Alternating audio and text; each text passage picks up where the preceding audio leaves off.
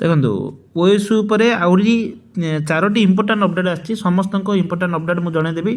ଯେହେତୁ ମୁଁ ଆଜି ଆଉଟ୍ ଅଫ୍ ସାଉଥ୍ ମାନେ ହୋମ୍ ଥିଲି, ତେଣୁକରି ମୁଁ ଅପଡ଼େଟ୍ ଦେବା ଟିକେ ଲେଟ୍ ହେଉଛି। ତ ଦେଖନ୍ତୁ ଚାରୋଟି ଅପଡ଼େଟ୍ ଦେଖିପାରୁଥିବେ ମୁଁ ଏ ବକ୍ସ ଭିତରେ ରଖିଛି। ତ ଚାରୋଟି ଭିତରେ ଅପଡ଼େଟ୍ ଫାଷ୍ଟ ହେଉଛି ଆପଣଙ୍କ ଆଡ଼ମିସନ୍ ବିଷୟରେ ମୁଁ ପଛରେ କହିଦେବି। ଆପଣଙ୍କର ଫର୍ମ ଫିଲ୍ଅପ୍ ଷ୍ଟାର୍ଟ ହେଇଯାଇଛି। କେଉଁମାନେ ଫର୍ମ ଫିଲ୍ଅପ୍ କରିବେ, ଫାର୍ଷ୍ଟ ସେମିଷ୍ଟାର ସେକେଣ୍ଡ ସେମିଷ୍ଟାର ସମସ୍ତଙ୍କର ଆସାଇନମେଣ୍ଟ ମଧ୍ୟ ଷ୍ଟାର୍ଟ ହେଇସାରିଛି। ଦେଖନ୍ତୁ ମୁଁ ପ୍ରଥମେ ତ ମୁଁ କହିଛି ମୁଁ ଆପଣଙ୍କୁ ଟେଲିଗ୍ରାମରେ ଜଏନ୍ ହେବା ପାଇଁ ସମସ୍ତଙ୍କୁ କହିଥିଲି।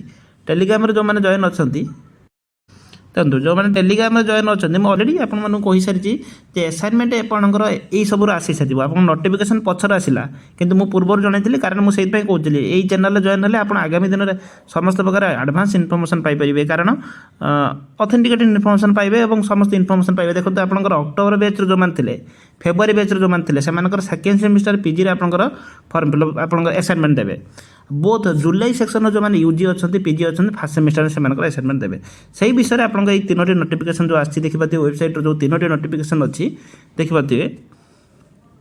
ସେ ତିନୋଟି ନୋଟିଫିକେସନ୍ ଦେଖନ୍ତୁ, ଫାର୍ଷ୍ଟ ନୋଟିଫିକେସନ୍ ଅଛି ଆପଣଙ୍କ ଏଇଟା ଆମର ଆସାଇନମେଣ୍ଟ ଫର୍ ଜୁଲାଇ ସେକ୍ସନ୍। ଦେଖନ୍ତୁ ଜୁଲାଇ ସେକ୍ସନ୍ କେଉଁମାନେ ଦେବେ ମୁଁ କହିଦେବୁ। ଦେଖନ୍ତୁ ଏଠି କମ୍ପ୍ଲିଟ୍ ଭାବରେ ଲେଖାଯାଇଛି, ମୁଁ ଡିଟେଲ୍ସ ଇନଫର୍ମେସନ୍ ଦେବି, ଲାଷ୍ଟ ପର୍ଯ୍ୟନ୍ତ ଦେଖିବେ।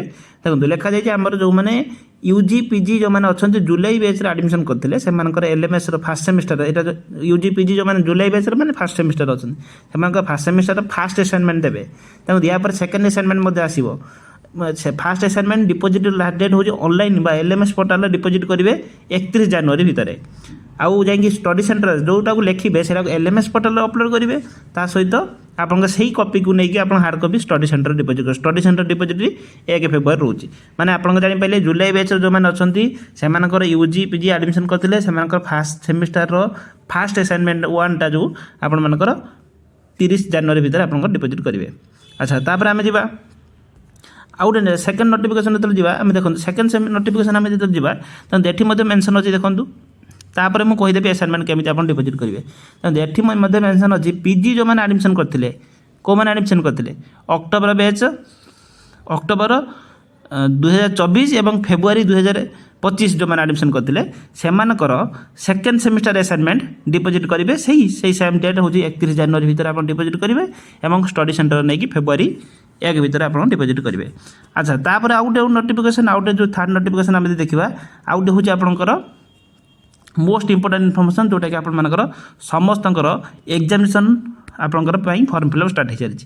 ଦେଖିପାରୁଥିବେ ଆପଣଙ୍କର ଏକ୍ଜାମିନେସନ୍ ଫର୍ମ ଫିଲ୍ଅପ୍, ଦେଖିପାରୁଥିବେ ଏକ୍ଜାମିନେସନ୍ ଆପଣଙ୍କର ହେବାକୁ ଯାଉଛି ମଧ୍ୟ ଆପଣଙ୍କ ଫେବୃଆରୀ ମନ୍ଥରେ ଆପଣଙ୍କ ଏକ୍ଜାମିନେସନ୍ ହେବ। ଆଚ୍ଛା, ମନେ ରଖନ୍ତୁ ଆପଣ ଏକ୍ଜାମିନେସନ୍ ଫର୍ମ ଫିଲ୍ଅପ୍ କେବେଠୁ ଆପଣ ଷ୍ଟାର୍ଟ ହେଉଛି ନା ଆମର 16/1/2026ରୁ ମାନେ 16 ଜାନୁଆରୀରୁ 22 ଜାନୁଆରୀ ଭିତରେ ଆପଣଙ୍କର ଏକ୍ଜାମିନେସନ୍ର ଫର୍ମ ଫିଲ୍ଅପ୍ ହେବ। ଆଚ୍ଛା, ଏକ୍ଜାମିନେସନ୍ କେଉଁମାନେ କରିବେ ଦେଖନ୍ତୁ ମୁଁ କହିଦେଉଛି। ଏକ୍ଜାମିନେସନ୍ ଦେଖନ୍ତୁ ଆପଣ ଯଦି ଆପଣ ଆଡ଼ମିସନ୍ କରିଥିଲେ, ଦେଖନ୍ତୁ ଯେଉଁମାନେ ଅକ୍ଟୋବର ବ୍ୟାଚ୍ରେ ଜାଣିଥିବେ 4ଟା ସବଜେକ୍ଟରେ ପିଜିର ଆଡ଼ମିସନ୍ ଆସିଥିଲା, ସେମାନଙ୍କର ସେକେଣ୍ଡ ସେମିଷ୍ଟାର। ଯେଉଁମାନେ 11ଟା ପିଜିର ଆପଣଙ୍କ ଆଡ଼ମିସନ୍ କରିଥିଲେ ଫେବୃଆରୀ ବ୍ୟାଚ୍ରେ, ସେମାନଙ୍କର ସେକେଣ୍ଡ ସେମିଷ୍ଟାର ଫର୍ମ ଫିଲ୍ଅପ୍ କରିବେ। ଆଚ୍ଛା, ଯେଉଁମାନେ ପିଜି 12ଟା ପ୍ରୋଗ୍ରାମରେ ମାନେ ପିଜି ଯେଉଁମାନେ ଜୁଲାଇ ବ୍ୟାଚ୍ରେ ଫାର୍ଷ୍ଟ ସେମିଷ୍ଟାର ଏବଂ ୟୁଜି ଆପଣଙ୍କର ଫାର୍ଷ୍ଟ ସେମିଷ୍ଟାର ଯେଉଁମାନେ ଅଛନ୍ତି, ସେମାନେ ବି ଆଡ଼ମିସନ୍ କରିବେ। ମାନେ ଏମିତି କହିବାକୁ ଗଲେ ଯେଉଁମାନେ ଅକ୍ଟୋବର ଆଉ ଫେବୃଆରୀ ବ୍ୟାଚ୍ ପିଜିରେ ଅଛନ୍ତି ସେକେଣ୍ଡ ସେମିଷ୍ଟାର, ସେମାନଙ୍କର ଫର୍ମ ଫିଲ୍ଅପ୍ କରିବେ ସେକେଣ୍ଡ ସେମିଷ୍ଟାର ପାଇଁ, ଯେଉଁଟାକି ଫର୍ମ ଫିଲ୍ଅପ୍ ଏକ୍ଜାମିନେସନ୍ ହେବ ଫେବୃଆରୀର। ଆଚ୍ଛା, ପୁଣି ଆଉ ଗୋଟେ ହେଉଛି ୟୁଜି ଆଉ ପିଜି ଯେଉଁମାନେ ଜୁଲାଇ ବ୍ୟାଚ୍ରେ ଆଡ଼ମିସନ୍ କରିଥିଲେ, ସେମାନେ ଫାର୍ଷ୍ଟ ସେମିଷ୍ଟାର ଏକ୍ଜାମିନେସନ୍ ପାଇଁ ଫର୍ମ ଫିଲ୍ଅପ୍ କରିବେ। ଆଚ୍ଛା, ଫର୍ମ ଫିଲ୍ଅପ୍ ଆପଣଙ୍କର ଦେଖନ୍ତୁ ଲାଷ୍ଟ ଡେଟ୍ ହେଉଛି ଆପଣଙ୍କର 16 ଜାନୁଆରୀରୁ ଆପଣଙ୍କର ଦେଖିପାରୁଥିବେ 16 ଜାନୁଆରୀରୁ ଆପଣଙ୍କ ଷ୍ଟାର୍ଟ ହେଉଛି 22 ଜାନୁଆରୀ ଭିତରେ ଆପଣଙ୍କର ରହୁଛି ଲାଷ୍ଟ ଡେଟ୍। ଆଚ୍ଛା, ମନେ ରଖନ୍ତୁ ଆଉ ଏକ୍ଜାମିନେସନ୍ ଫର୍ମ ଫିଲ୍ଅପ୍ ପାଇଁ ଆପଣଙ୍କର ପ୍ରତ୍ୟେକଟି ସବଜେକ୍ଟ ପାଇଁ ପର୍ ସବଜେକ୍ଟ 200 ଟଙ୍କା ଲେଖା ଆପଣ ଫିଲ୍ଅପ୍ କରିବେ। ତ ସେହି ଅନୁସାରେ ଆପଣ କାଉଣ୍ଟ କରିଦେବେ।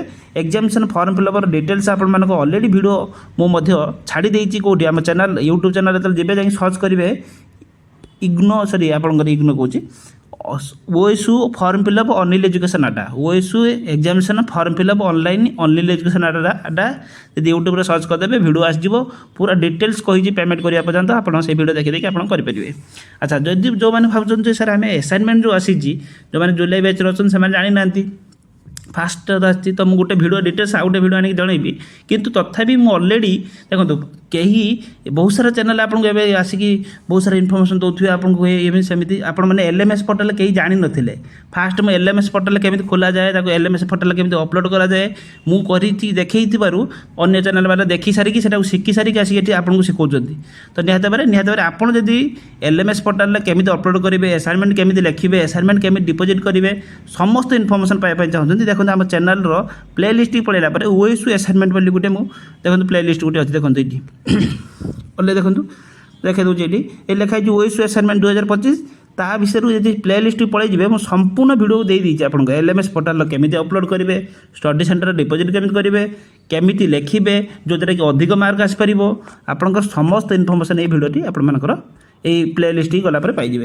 ये प्ले लिस्ट आपण मानक मुझे भिडियो डेस्क्रिप्शन में देदेवी ओएसयू असाइनमेंट भिडियो तो सही प्ले लिस्ट गला आप असाइनमेंट केमी लिखे एलएमएस पोर्टाल केमी डिपोजिट करेंगे समस्त इनफर्मेशन मुझे फिर भी मुझे भिडियो नहीं आसबि जेहेतु मु बाहर अच्छी बर्तमान तो आपण मानक गोटे भिडियो काली आपण मानक प्रोवाइड करदेवी तो निहत भाव ये अपडेट अच्छी तो फॉर्म फिलअप जो मैंने करने चाहते फॉर्म फिलअप करने आउ आपंकर असाइनमेंट जो मैंने सेकेंड सेमिस्टर फर्स्ट सेमिस्टर अच्छे से डिपोजिट करदे आ समस्त इनफर्मेशन आपण मानक डिटेल्स मुझे आउटे भिडियो आपण मानक जनईदेवी थैंक यू जय जगन्नाथ।